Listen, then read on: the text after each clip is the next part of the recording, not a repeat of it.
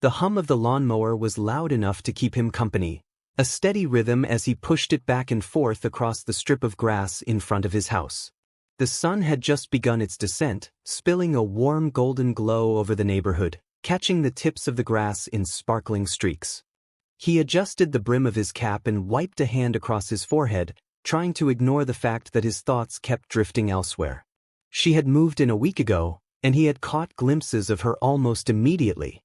At first, it was just curiosity, new neighbors, new faces. But then he saw her, really saw her, and suddenly she consumed more of his attention than he would have admitted to anyone. She was older, yes, but in a way that made her presence undeniable.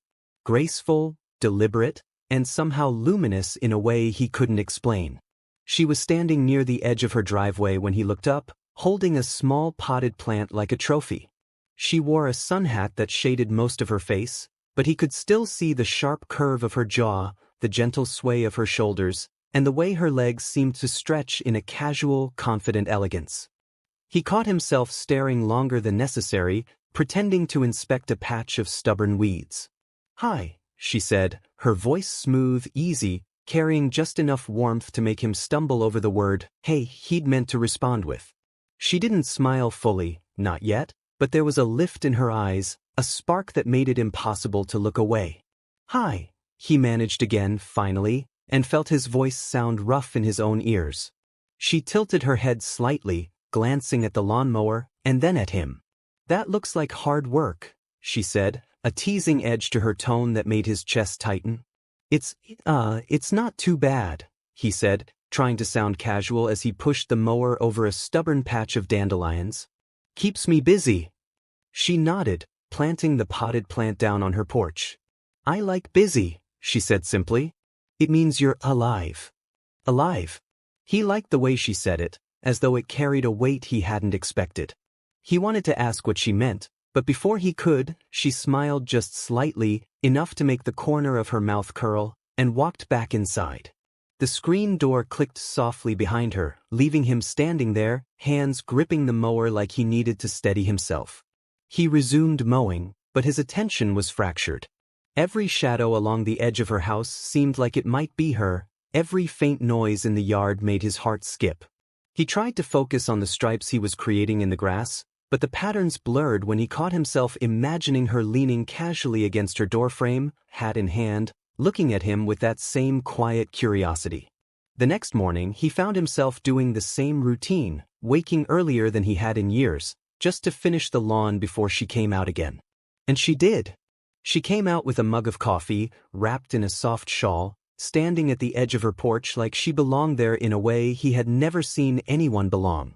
The sunlight caught her hair just right, giving it a reddish-golden shimmer that made him squint against the brilliance. "You're at it early," she said, voice low and smooth, carrying over the hum of the mower. "Yeah, he fumbled for words, suddenly shy. "I like getting it done before it gets too hot."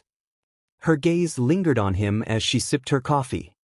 He noticed the delicate lines around her eyes, the way her fingers curled gently around the mug, the subtle tilt of her head. Every small detail anchored him there, staring with an intensity he barely controlled. "You do that every day?" she asked. "Mostly," he said. "Depends on the week." He tried to focus on the grass, but every stripe of green seemed irrelevant now. "Impressive," she said, a playful smirk tugging at her lips. "You must really like your yard." Yeah, he admitted. "Something like that."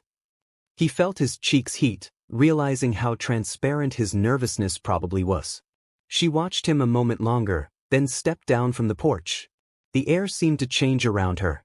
She walked slowly toward the edge of her lawn, letting the gravel crunch beneath her boots in deliberate, measured steps.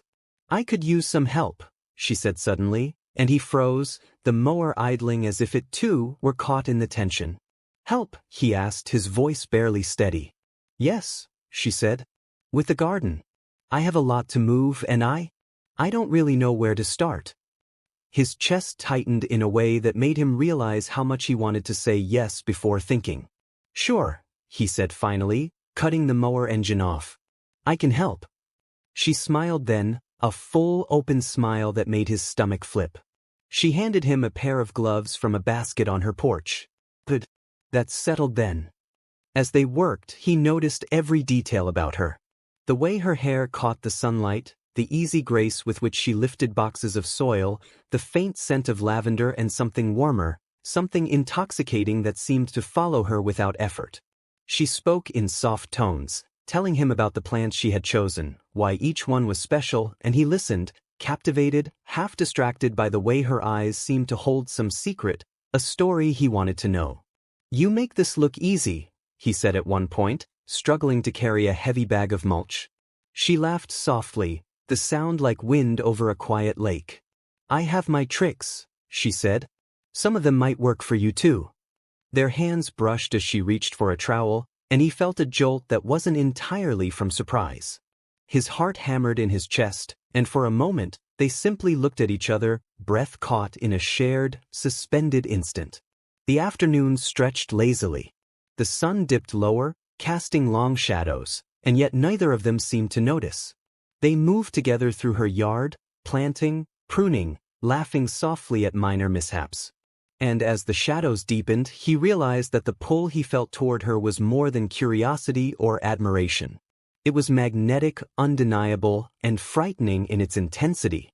"Thank you," she said finally, brushing dirt from her hands, standing close enough that he could feel her warmth. "I couldn't have done this alone." "You're welcome," he said, voice tight. He wanted to say more, to tell her how much he had noticed, how much he wanted her in a way that terrified him, but the words caught. He wasn't sure he had the courage. She tilted her head, looking at him with a quiet, knowing smile. "You know," she said softly, "I think you might actually enjoy this." He swallowed hard, meeting her gaze, feeling a rush of something raw and urgent. "I do," he admitted. "I enjoy being here." Her eyes softened, and for a moment, the world shrank until it was only the two of them. "I like having you here," she said. And then she stepped closer, just enough that he could feel the heat radiating from her, smell the faint trace of perfume, and realize that nothing in his life had prepared him for the intensity of wanting her this way. He wanted to touch her, to know if she was real in the way his mind imagined, but he hesitated, aware of the line between neighborly help and something more dangerous, something more electric. And yet she reached up, brushing a strand of hair from her face, her fingers lingering near his cheek in a gesture that spoke volumes. "Don't stop mowing your lawn," she whispered, a teasing lilt in her voice. "But maybe take a break with me sometime?" He nodded, words failing him again. He wanted to say yes, wanted to fall into this, wanted to know what it would feel like to have her closer than the edge of her porch. "Yeah," he said finally, the words rough but sincere. "I'd like that." Days turned into weeks, and the rhythm of their interactions grew. He mowed the lawn while she tended her garden, sometimes bringing coffee for two, sometimes exchanging small talk that became longer conversations, longer than either of them had expected. He learned the curve of her smile, the music in her laughter, the quiet confidence she carried like a second skin. One evening, as the sun dipped low and painted the sky in fiery oranges and purples, she invited him inside. The invitation was casual, almost offhand, but he could feel the tension in the air, the promise in the warmth of her eyes. He followed, heart hammering, aware of how much he wanted to be near her, close enough to feel the subtle brush of her hand, the faint warmth of her shoulder. They sat with wine in hand, talking about trivial things, yet every glance, every brush of hands across the table, carried an undercurrent of desire that made him dizzy. She leaned closer, and he leaned in too, drawn by gravity he had never known existed. "You're different from anyone I've met," she said quietly, her voice low, intimate, and it struck him in a way he couldn't resist. "You notice things. You see me." "I see you," he said, the words escaping before he could stop them. "I've been noticing you since the first day you moved in." Her lips curved into a small, approving smile. And, he whispered, leaning closer, "I can't stop noticing you." The space between them shrank until it disappeared entirely.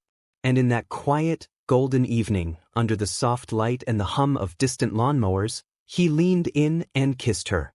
It was slow, deliberate, an exploration of something neither of them had fully named but both had longed for. Warmth radiated through him, and he felt a tether form between them, invisible but unbreakable. She kissed back with equal intensity, soft, teasing, commanding, and he realized that everything, the curiosity, the stolen glances, the silent afternoons on the lawn, had been building toward this moment. When they finally pulled away, breathing heavy, she rested her forehead against his. "So," she said, a hint of laughter in her voice, "you're not just noticing me anymore, are you?" "No," he admitted, smiling, heart racing. "Not anymore." And for the first time in a long time, the world felt right. Days, weeks, months passed. Their connection deepened, growing beyond stolen glances and garden work. The neighborhood watched as a bond formed that no one could ignore. He mowed the lawn less obsessively now, but still, every time he did, he found himself looking toward her house, wondering where she was, imagining her smile. She had become the reason he looked forward to the mundane, the ordinary, because even a simple moment could become extraordinary if it meant sharing it with her. Evenings were filled with quiet conversations, laughter echoing across her garden, the smell of fresh soil and blooming flowers mixing with a faint hint of her perfume. Every touch, every glance, every brush of her hand against his sent shivers down his spine. She was older, yes, but age had only sharpened the allure, made her confidence irresistible, her presence magnetic. He realized, one warm summer night as they sat together on her porch, that he had fallen completely. Not just in fleeting desire, but fully, irreversibly, in love with her. He wanted every mundane, everyday moment with her. He wanted to wake up to her smile, to argue gently over who would water the plants, to share quiet evenings on the porch just watching the sun dip behind the trees. And as he reached for her hand, feeling the soft warmth of her skin, he knew she felt it too. The moment didn't need words. It never had. Because some connections, once noticed, could never be ignored.